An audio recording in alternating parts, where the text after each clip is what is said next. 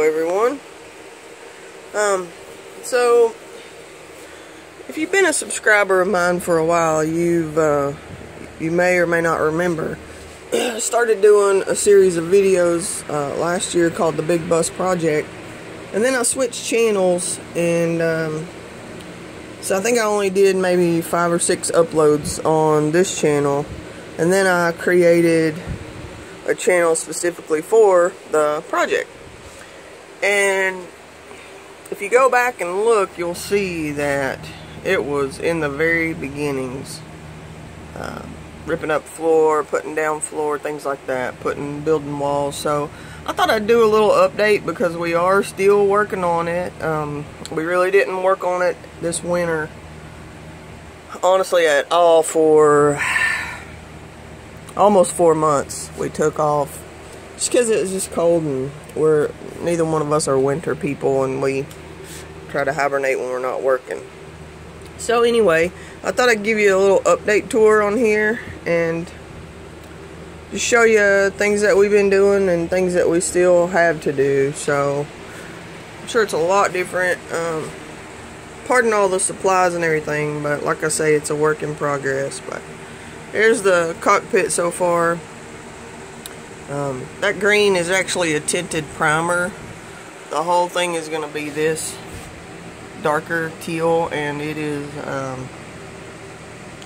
it's chalkboard paint, so you can write on it, draw on it, whatever. So just a little fun and whimsical. I'm gonna go ahead and turn around this way and let you see this side.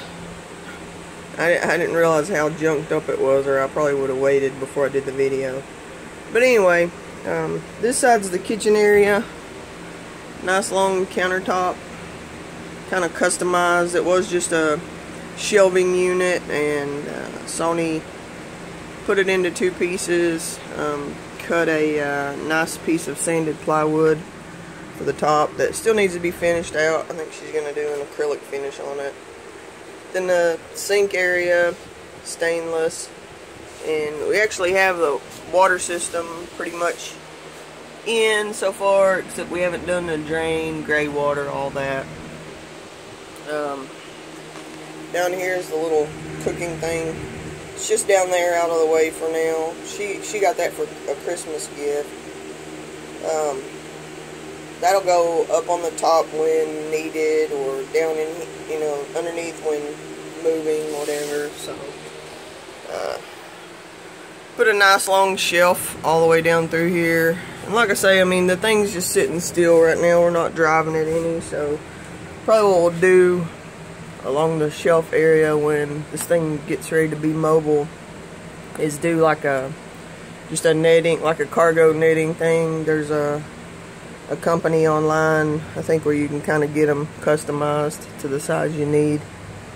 So then we'll do another shelf on this side as well. You can see we got a couple brackets up already there. The ceiling, it's pretty neat. It's just painter's canvas. We got 3 of them, stretched them, stapled them in. There's foam underneath here, sorry, it's foam up here, it's insulated, and then furring strips on the in between the foam, and then we did furring strips along the ceiling as well to help to hold it into place. And then she's just got some ribbon for decoration. Nice little wall there separating the areas. We do have an air conditioner in right now. It's just kind of a temporary thing. We have to figure out a better situation before we get ready to move this thing. This couch we built on our own, converts into a bed, just a mirror image of each other. You just grab a hold of the top handle, flip it over, it turns into a nice sized bed. We saw a girl on YouTube who had built this, and we just kind of took it from her. I did write her a thank you message. So underneath you can see we made ottomans that pull out. Nice storage area right there. Got a hanging bracket for a television. Obviously there won't be cable or anything like that, but we do like our YouTube videos, so gotta have a way to view them. All the trim and everything we've done Shishugibon. It's a Japanese method, so we've burned it all. I think it turns out pretty good that way. There's a little light fixture, I don't know if you can see it. I actually picked this up at the flea market. I'm not even real sure what it is. It was just like this piece of brass thing. Here we go. And it kind of looks like one of those weird things that the Catholic people would shake, like an incense burner or something, but I don't know. It has no meaning like that for me or for Sony, either one, but I just made it into a light fixture and thought it turned out pretty good. So the floor so far is kind of the star of the show for people who came by and checked out our work. That was a lot of work, but it really turned out awesome.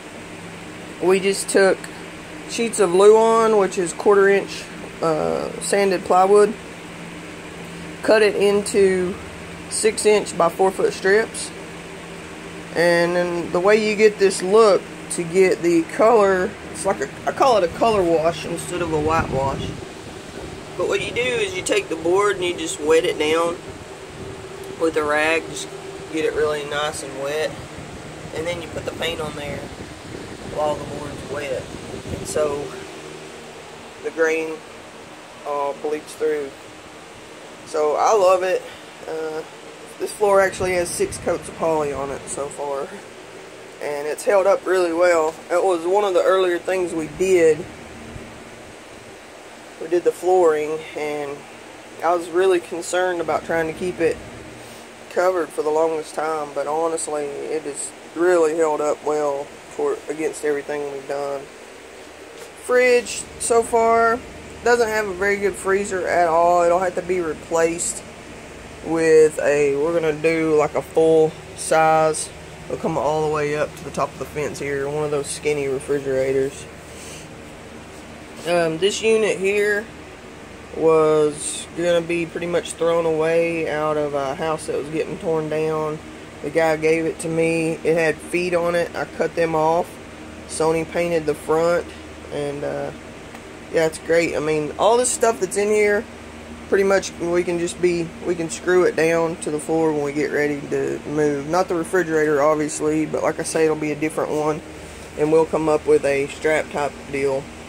The couch is so heavy, it don't even have to be screwed down. In fact, that'll be the spot probably where Sony or whoever rides it when we're in motion.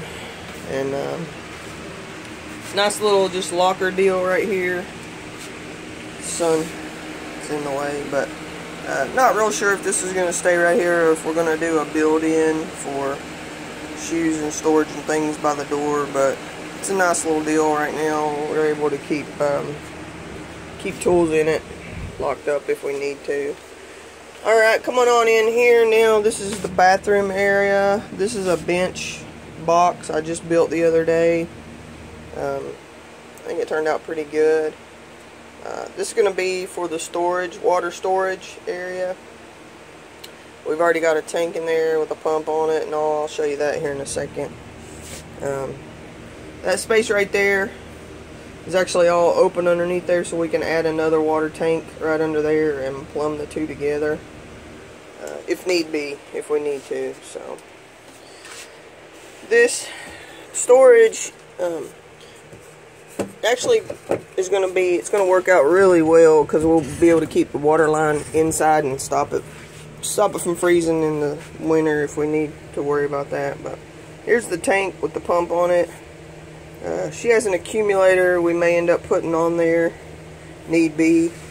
Right there in the end is where we can plumb the extra things like a filter. We're going to put a carbon filter on there, and the accumulator if we need to. Plumb it all right into there. And then underneath, I meant to say before, underneath of the area is a big storage area where we can put a gray water tank and just plumb down to the gray water tank. So a closet right now is just being used to house the shop vac. Over here is the toilet area, not really complete, but it is usable. It's composting. This is where the material gets kept, right there.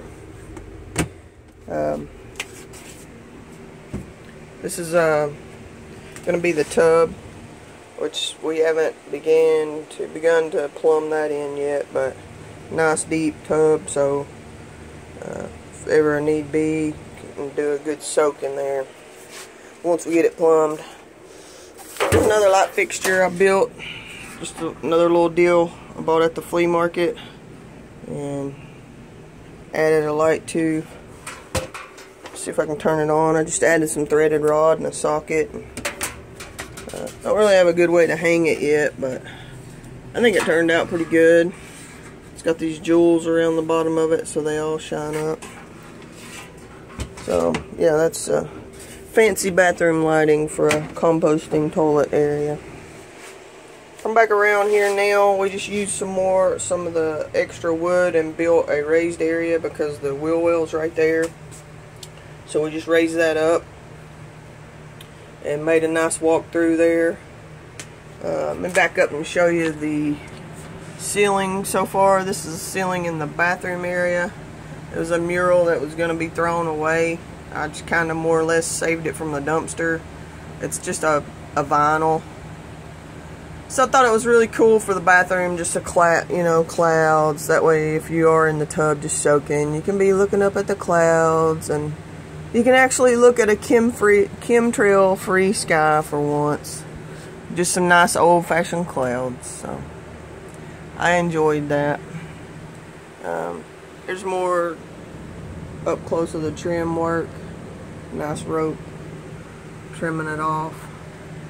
And then more of the flooring that was left over, we just cut into 12-inch pieces and use them as a border for the clouds. So there's the nice little cloudy sky to be looking at. And then here's a bunk area. This actually there'll be enough room to sleep 5 to 6 people in here once it's all done. You can see we got actually 2 mattresses right here, so one of these mattresses can be took and thrown on the other bed. This could be sleeping for a smaller kid, and then there's room in the back to throw down another air mattress need be. Again, more of the ribbon canvas ceiling. Sony went a little wild in here and threw up all kinds of ribbon, but I think it looks really cool. That's a closet area that I built in. I first built it with 4 little small doors, and it just didn't make as much sense because it was harder to get things in and out. So I took it off and did some modifications, made some taller doors. So you can see right now there's just a bunch of bedding in there, but I mean both sides are the same. It's just really, a lot of space. It made a lot of space on it. So I took an old leather belt that I'd had ever since I was like an early teenager, just a American Indian belt that I had. It's my heritage somewhat, and the belt had gotten wet. I used to use it on my tool pouch, and it got wet one time, so the leather got real stiff. I didn't realize it had gotten wet and then dried in my van, and so I just took it and kind of cut it into pieces and use it for the door pulls. Over here I added another little door here that closes off the back area to keep dogs or kids or anybody out, because this area back here, and pardon the mess, we've got all the storage keeping everything back here right now, but this is going to be like a, sorry, drop the phone. This is going to be a work studio area back here. There's gonna be room to put the old Coleman camping table that I turned into a desk. Will go probably right there in this corner, and then over here will just be like a nice table, small table area, and then some shelf storage. Right now we're just keeping all our spare wood and stuff. Ooh, and it's hot back here. I got the fan pointing the other way because I'm getting ready to have this back door open. So I'm trying to keep the air conditioning up there. Over here will be the power area. You can't see it right now because, like I say, I got everything stored, but I'm going to come straight down from there, straight out the side of the bus, put an outlet there to be able to plug in. Haven't really done much on the power whatsoever yet other than installing the box. Underneath here, that's all underneath the bed. So much storage area. Those totes actually are empty right now. It's just an example of how much room there actually is, and still there's the heater from winter in here, which we didn't end up really working at all. But there's the little doors that I took apart. I'm gonna be able to use them on something else. I'm just not sure yet. I want to build in a space somehow. There's one little part of the wall that we've never finished yet. I don't know why we never think about doing it. But I'm going to build in an area around the driver's seat for just some extra storage. And here's a look at the bus from the back to the front. But anyway, it'll be a little storage area around the cockpit, and I'm probably going to use at least a couple of those doors there. And I'll figure out where to use the rest of them. But just thought I'd let you in on what we've been doing so far, and how we're getting closer and closer, and it's getting exciting because we are getting closer. I'll take you outside real quick and show you what I've been working on outside. I've been trying to work outside when it's not raining, inside when it's raining. So the good thing about the bus is it really will give you a chance. It'll free you up, you know, like you don't have to pay any rent or mortgage or anything like that. Find a nice piece of property to park on and just go off grid, get out of the mess of what is society right now. But anyways, here's pretty much what I've done so far. Trying to get rid of all those letters and started working on the priming. I'll go around the back and show you I've gotten a little bit farther on. I'm actually doing two different types of priming, doing the rusty metal spray on the worst areas, and then going back over it with just the white keels. There's a couple areas where we got to do some body work we haven't done yet, but there's the back side, or I mean the driver's side. Got it primed pretty much up to there where I had to take the stop sign off. I got a big hole that I got a Bondo there, so I haven't done that yet. And I got a hole right here to Bondo. So, but as you can see right here is the storage area, and that's pretty much like right under the kitchen, so that's going to be great. And then that's batteries right there. This bus is in good shape too. I mean, pretty much sat here all winter, and we started it, you know, here and there, and a couple times the battery's dead and we had to charge it. It's an older battery, but right now I could go crank it and it would fire up just fine. So more storage right here, same way on the other side. You know, there's two storage areas right up there. So yeah, I mean, it's definitely gonna free up some extra funding for more prepping or whatever needs to be done, you know, if you end up living in it long term. I mean, don't know for sure what's happening, but I mean, it's always like a way, you know, this is a way to get out of town quickly, and to be able to haul anything pretty much you want to take if you're like, you know, we're getting out of here and we're never coming back kind of deal. Plenty of room to load up all the preps, food, weapons, water, everything. So just wanting to show you. I guess you could call it a bug out bus.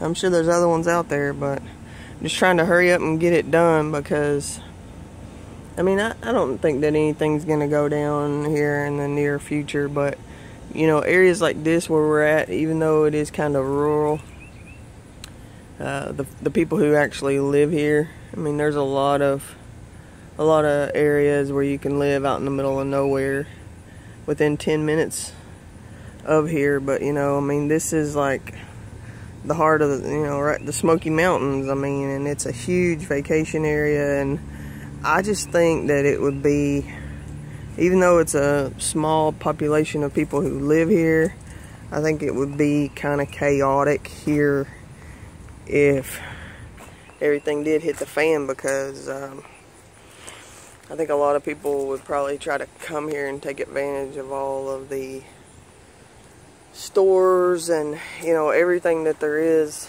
available